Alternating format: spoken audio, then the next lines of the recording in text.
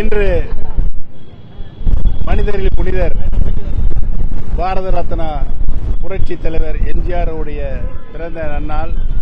இந்த பிறந்த நன்னாளை தமிழகம் முழுவதும் புரட்சி தலைவருடைய அன்பு தம்பிகள் சிறப்பாக புரட்சி தலைவருடைய கொள்கைகள், கோட்பாடுகள், கடமைகள் எல்லாம் எடுத்துச் சொல்லி சிறப்பாக கொண்டாடி கொண்டிருக்கின்றோம்.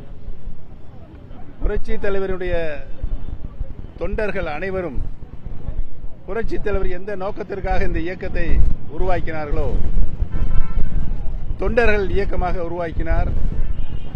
பின்பு அதை மக்கள் இயக்கமாக மாற்றி தமிழகத்தில் 3 முறை யாராலும் வெல்ல முடியாத முதலமைச்சராக தமிழக மக்களுக்கு நல்ல பல திட்டங்களை நாட்டு மக்களுக்கு அர்ப்பணித்தார்கள் என்பது இன்றைக்கும் வரலாறாக இருக்கிறது.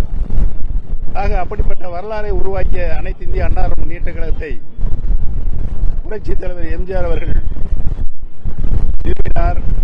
மாண்புமிகு அம்மா அவர்கள் இந்த இயக்கத்தை 234 தொகுதிகளும் இரட்டை இலச்சினத்திலே போட்டியிட்டு அனைத்து தொகுதிகளிலும் மீண்டும் 6வது முறையாக புரட்சி தலைவி அம்மா அவர்கள் தமிழகத்தினுடைய முதலமைச்சராக பொறுப்பேற்று மக்கள் நலத்திட்டங்களை இதுவரை யாராலும் எந்த மாநிலமும் செயல்படுத்த முடியாத மக்கள் நலத்திட்டங்களையும் நாட்டு மக்களுக்கு அர்ப்பணித்தார்கள் என்பதுதான், ஏழை எளிய மக்களுக்கு அர்ப்பணித்தார்கள் என்பதுதான் புரட்சி தலைவர் எந்த நோக்கத்திற்காக இந்த இயக்கத்தை தொடங்கினாரோ ஏழை எளிய மக்களுக்காக அதை எதையும் டாக்டர் புரட்சி தலைவி மாண்புமிகு அம்மா அவர்கள்தான் நிரூபித்து காட்டி சாதனை படைத்தார்கள் என்பது இன்றைக்கு தமிழகத்தில் இருக்கின்ற தாய்மார்கள் அனைத்து மக்களும் வெகுவாக பாராட்டுகின்ற ஒரு சூழ்நிலை இருக்கிறது.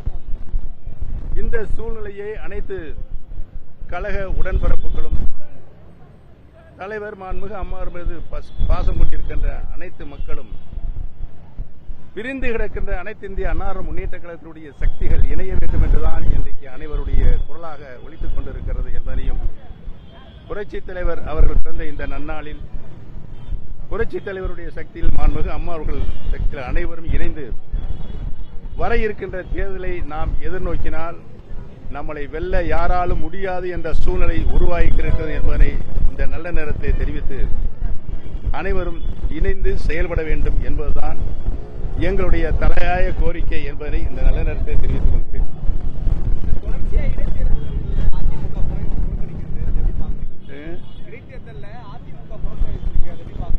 உண்மையான எதிர்க்கட்சி இன்றைக்கு அனைத்து இந்திய அண்ணா முன்னேற்ற கழகத்தின் தொண்டர்கள் உரிமையை பாதுகாக்கின்ற குழுவாக செயல்பட்டுக் கொண்டிருக்கின்ற நாங்கள் தான் என்பதனை இன்றைக்கு தெளிவுபடுத்தியிருக்கின்றோம்.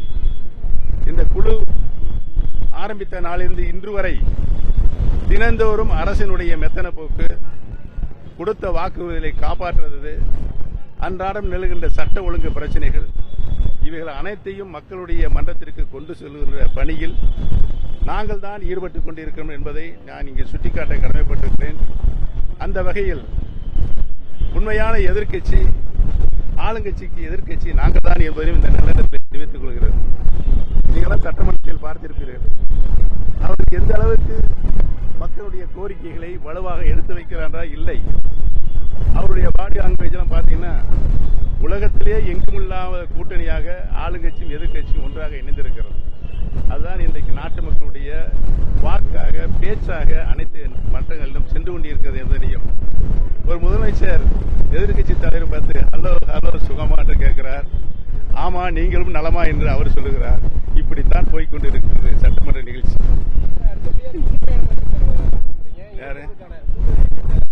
நாங்கள் தொடர்ந்து இணைப்புக்கான முயற்சிகள் நடைபெற்றுக் கொண்டிருக்கிறோம். உலகத்திலேயே பிரிந்த சக்திகள் இணையக்கூடாது என்ற சொல்கின்ற ஒரே நபர் யார் சொல்லுவாங்க? அப்ப சொல்லுங்க, சத்தம் போட்டு சொல்லுங்க. அவர்தாங்க. இதை நாட்டு மக்களும் தொண்டர்களும் நன்றாகவே புரிந்து வைத்திருக்கிறார் என்பதை தெரிவித்துக் கொள்கிறேன். நீங்களே சொல்லியிருக்கீங்க, நீங்களே மக்களுடைய வாய்ஸாக குரலாக இருக்கிறீர்கள்.